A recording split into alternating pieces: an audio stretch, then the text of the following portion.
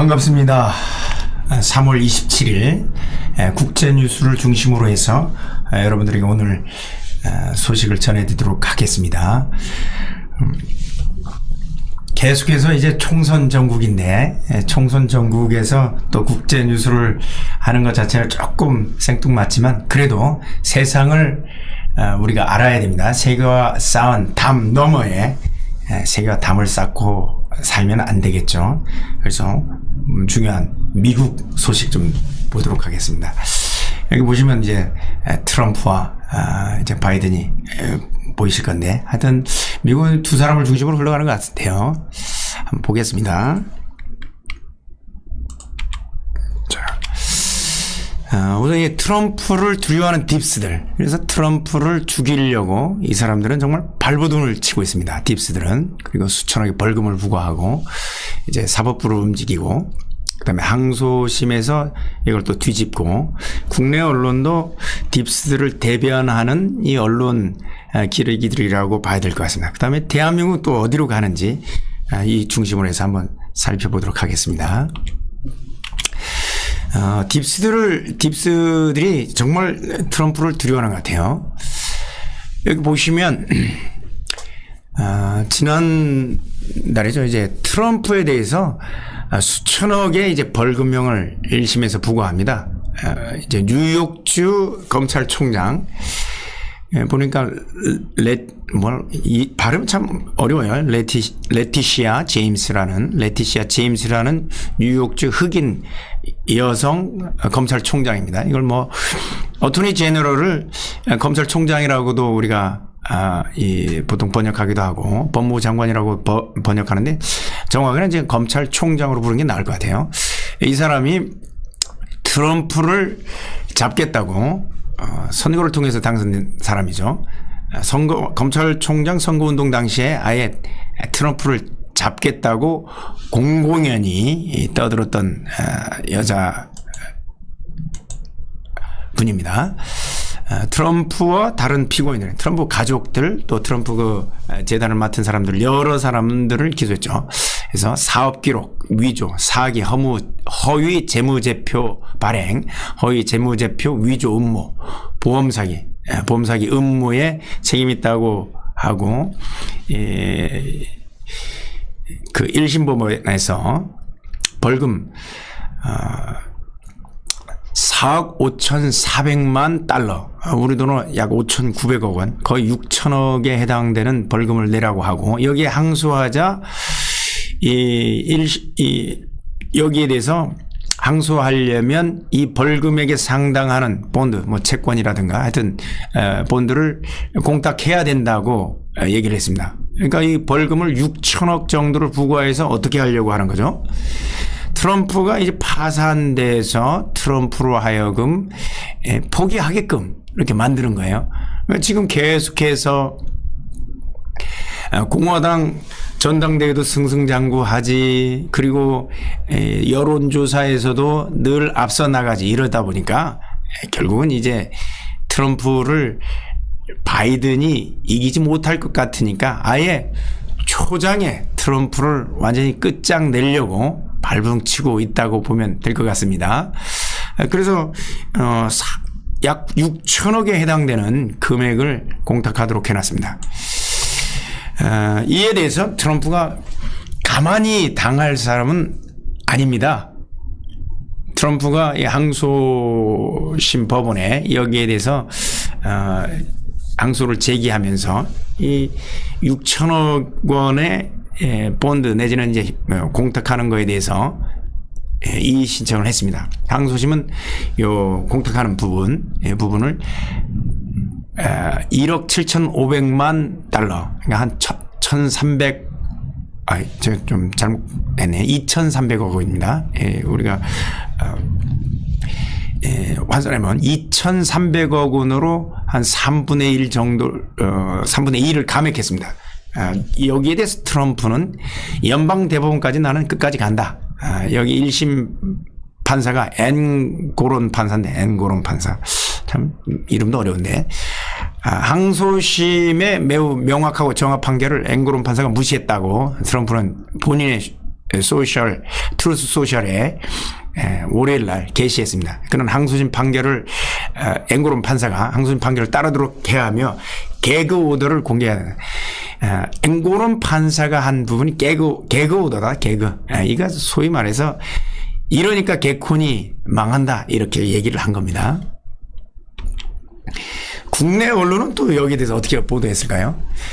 항소심은 벌금을 여기 제대로 했네. 101억 7,500만 달러 2,300으로 감액 줄이면서 자산을 압류당하는 최악의 상황을 명언했다고, 트럼프가 최악의 상황을 면했다고 하면서 뭐라고 보도하냐면, 이게 시사저널인데, 트럼프 전 검찰총장을 기소한 레티샤 제임스 뉴욕주 검찰총장 측 대변인은 트럼프는 충격적인 사기에 대해 여전히 책임져야 한다며, 이미 법원은 그가 자신의 자산 가치를 거짓되게 부풀리려고 수년간의 사기에 가담했으며 부당한 방식으로 자신과 가족, 자기 기업을 부유하게 만들었다고 판결한 바 있다고 지적했다.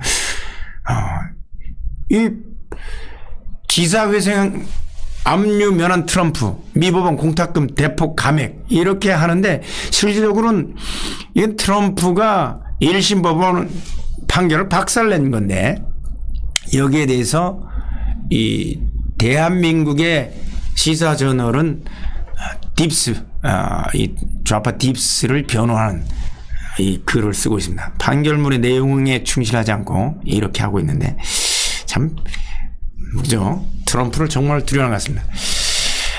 트럼프에 대한 딥스의 전략은 트럼프를 파산시키는 겁니다. 파산시켜서 못 나오도록 하는 건데, 트럼프의 소셜미디어 트루스 소셜입니다. 이게 상장, 트럼프가 만드는 소셜미디어 트루스 소셜이 우회 상장을 통해서 뉴욕 증시의 거래를 시작한 첫날, 어제입니다. 어제 16% 가격이 상승했습니다. 트럼프의 지분 가치는 따져보니까 약 6조 7천억 원입니다. 어제 그런 일이 벌어졌는데, 6조 7천억 원은 트럼프를 전 세계 500대 부자로 만들었고, 이 좌파 딥스들이 트럼프로 하여금 파산시키려고 했는데, 트럼프는 어떻게 되고 있다고요? 때리면 때릴수록 강해지고 있습니다. 그 공탁금도 다 낼 수가 있어요. 그리고 중간에 다른 판결도 있었죠. 민사 판결에서 이 데포메이션, 명예훼손 때문에 판결한 판결 금액을 다 메꾸고도 남을 만큼 10배나 더 많습니다. 상장 한번 했더니 참 트럼프 대단해요. 트위터에서 원할수록 강한 트럼프. 대한민국에 이런 우파 지도자는 없나요? 여러분들이 댓글을 하면서 댓글에서 늘 지금 이런 부분에 대해서 상당히 마찬가지로 답답해 하실 건데, 저희들도 참 답답합니다.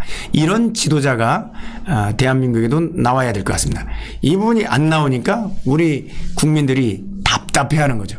한국에 트럼프 같은 지도자는 없나요? 이런 부분이 우리 시청자 부분들이 가장 바라는 부분이고 답답해하는 부분이죠. 총선 전국을 보면서 정말 한숨이 나옵니다. 대한민국 정말 어디로 가는지. 오늘 조선일보 제1면 사진은 태국하고 3대0으로 이겼다는 게 제1면에 나왔어요. 사진입니다. 1면 기사는 아니지만 그래도 대한민국이 축구공화국입니까? 물론 제가 축구로 자체를 비하하는 게 아니고, 지금 전국이 어떤 때인데, 저건 27면에 그냥 놔둬도 돼요. 27면에 관련 기사가 나오고 1면에는 사진만 나왔지만, 1면에 저거를 낼 상황은 아니다라는 저는 생각이 드는 거예요. 보수 신문이라면. 그렇지만 축구는 변했습니다. 1대1 졸전 펼쳤다가 이번에는 선전했죠. 손흥민 선수가 골을 넣고 이재성 선수가 골을 넣고, 저도 뭐 축구를 굉장히 좋아하고 축구를 즐기는 사람이지만, 축구는 변했지만 안 변한 게 있어요. 정당도 안 변하고 사람도 안 변하고 국민도 안 변했다. 3월 26일 어제는 천안함 폭침 기념 추도식이 있던 날입니다. 대통령, 국회의장이 조화를 보냈죠. 그런데 추모식장엔 여러분들이 잘 아는 이재명이라는 사람은 조화를 보내지 않았습니다. 민주당의 기자가 질문을 했더니 초대한 적도 없고 어쩌고 저쩌고 합니다. 초대한 적 없어서 안 보냈습니까? 후보자들의 조화에 대한 언급도 없습니다. 평택에 출마하는 후보자들의 조화에 대한 언급도 없어요. 이야, 참 대한민국의 정당 안 변합니다. 표가 군인들 표가 별로 안 나올 것 같아서 그런 겁니까? 이야, 조화가 없다는 거야. 그리고 인간도 안 변합니다. 왼쪽에 천안함 추도식과 관련된 천안함 용사들 사진 이 동판 이게 붙어 있는데 유족회 회장이 공식적으로 언급했습니다. 북한에 의한 천안함 폭침을 부정하는 정치인들을 강력히 규탄한다고. 이번 총선에서 더불어민주당의 공천을 받은 사람들 5인방을 직접 언급했습니다. 누굴까요? 조한기, 박선원, 노종면, 권칠승, 장경태 후보를 언급하면서 이 규탄 성명을 발표했는데 그럼 한 사람씩 볼까요? 조한기라는 사람은 어떤 발언을 했을까요? 조선일보에 나온 내용인데 충남 서산 태안 후보입니다. 일본 어뢰에 의문 제기하지 않는 것은 언론의 집단적인 담합이다. 집단적인 담합을 해서 사실을 감췄나요? 노종면 민주당 인천 부평갑 후보인데 천안함 폭침 용어를 쓰는 언론은 다 가짜다. 이야, 참 대단합니다. 박선원 정말 국정원 차장까지 했죠. 민주당 인천 부평 을 후보입니다. 우리 측이 깔아놓은 기뢰를 격발시킨 게 아닌가. 해군 갔다 왔나요? 기뢰에 대해서 뭔지는 알아요? 우리 측이 깔아놓은 기뢰를 격발시켰다고. 권칠승 민주당 경기 화성병호입니다. 천안함 함장은 무슨 낯짝으로 부하를 다 죽이고 어이가 없다.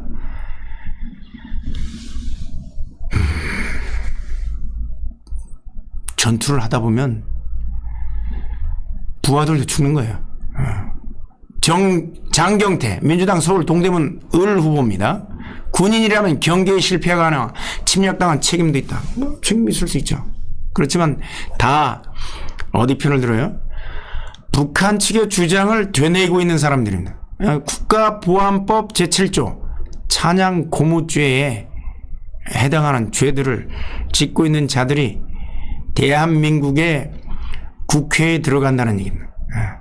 국회의원 후보라고 얘기를 하고 있습니다. 이걸 곁에서 보고 있는 유족회 회장은 어떤 생각이 들까요? 이런 사람들이 국회의원 후보가 돼 있으니까 조화가 문제가 아니죠. 조화를 보내지는 당연히 않겠죠. 자, 정당도 안 변했고 인간도 안 변했는데 더 터무니없는 소식은 오늘자 보던 얘기죠. 이것도 뭐 조선일보에서 따왔는데 조국당 총선 펀드 54분 만에 200억. 국민이 변하지 않는다는 거예요. 국민이. 오른쪽에는 조국당에 이 사람은 전 국립외교원장을 했습니다. 국립외교원장을 이 문재인 정부 때 이런 사람이 했습니다. 뭐라고 했었냐? 한미동맹 가스라이팅이라는 거예요.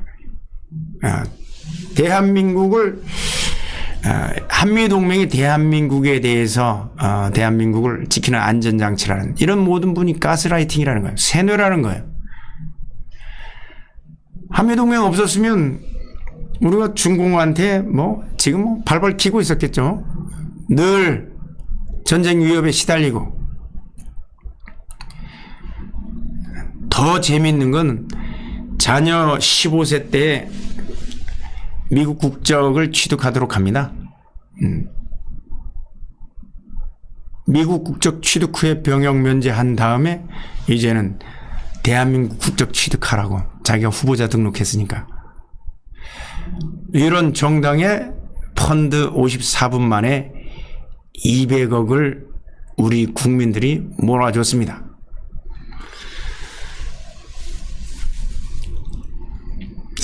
세계가 변하고 있는데 대한민국은 축구는 변해도 정당은 변하지 않는다. 참 우파 정당도 마찬가지였죠. 엊그제 제가 월요일날 하는 부분에서 국힘당이 친중 이 성향이 바뀌지 않고 있다. 정당이 안 바뀌었고 정당의 구성원도 안 바뀌었고 이 선거를 준비하고 있는 대한민국 국민들도 안 바뀌었습니다. 이것 때문에 정말 어제 굉장히 제가 존경하는 분이 전화가 왔습니다. 밤에 연락이 와서 제가 문자가 연락이 와서 전화를 드렸는데 이 선거가 끝나면 민주당과 야당의 연합 세력들이 탄핵 정국으로 몰아갈 것 같다. 이런 그들이 주장하는 대로 그대로 될 것 같은데 민주당은 정체성을 잃지 않고 그대로, 야당은 정체성을 잃지 않고 그대로 진행하고 있는데 보수 정당의 구성원들은 아직도 행태가 그저 그렇다. 그리고 천안함 추모식에 후보자들이 안 온다. 그리고 며칠 전에는 서해 수호의 날이었죠. 대통령과 많은 분들이 참석을 했는데 거기에도 제대로 우파 정당의 인사들이 제대로 참석하지 않았다. 대한민국 어디로 가고 있습니까? 여러분들 이제 선거가 얼마 안 남았는데 세상과도 담 쌓은 사람들, 세계와도 담 쌓고 사는 사람들, 그리고 국민들과도 국민들의 눈높이만큼도 못한 사람들, 이런 사람들이 현재 각 정당의 여야의 후보로 나와 있어서 답답해서 오늘은 국제 뉴스를 주로 다뤄야 되는데 여러분들과 한번 나눠봤습니다. 오늘 시청해 주셔서 감사하고 앞으로도 계속 찾아뵈면서 선거 때까지는 국내 뉴스도 국제 뉴스 할 때 조금씩 섞어서 여러분들께 찾아뵙도록 하겠습니다. 여러분 시청해 주셔서 너무 감사합니다. 다음 월요일에 국내 뉴스 더 자세히 여러분들에게 찾아뵙도록 하겠습니다. 감사합니다.